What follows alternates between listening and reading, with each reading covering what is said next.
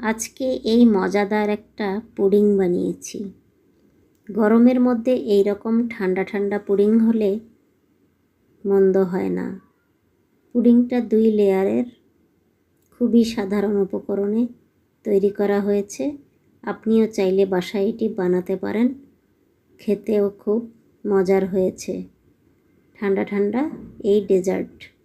তরমুজ শেষ হয়ে যাওয়ার আগেই বাজার থেকে একটা তরমুজ নিয়ে এসেছি। এটাকে টুকরো টুকরো করে কেটে নিলাম।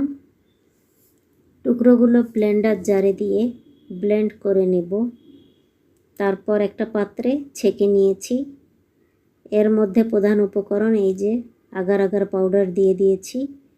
ভালোভাবে মিশিয়ে নেব আর দিয়ে দেব চিনি। আপনারা যে যেমন খান তেমন চিনি দিবেন। চিনি দিয়ে অনবরত এটাকে নাড়ব।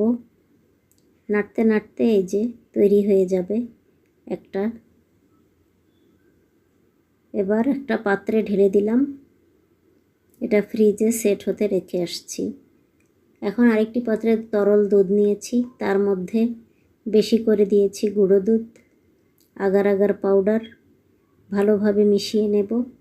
দিয়েছি চিনি। তারপর চুলায় জাল করব। জাল করতে করতে এটা নাড়তে হবে। উপাদানগুলো নেড়ে চেড়ে জাল করে যখন বলক উঠে যাবে, তারপর এটাকে কিছুক্ষণ জাল করে নামিয়ে নেব। এই যে এরকম পর্যায়ে হয়ে গিয়েছে, এখন নামিয়ে ফেলব। হয়ে গিয়েছে,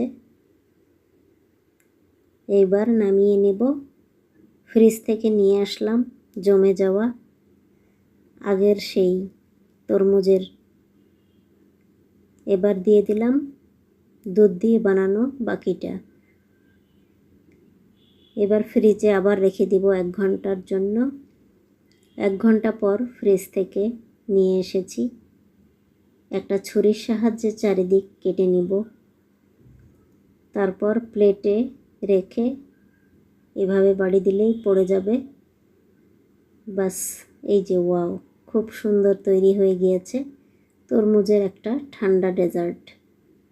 খুবই অল্প উপকরণে বাসায় আপনিও বানিয়ে ফেলতে পারেন তরমুজের এই ডেজার্ট। যে কেউ খাইলে বুঝতে পারবে না এটা কিসের তৈরি।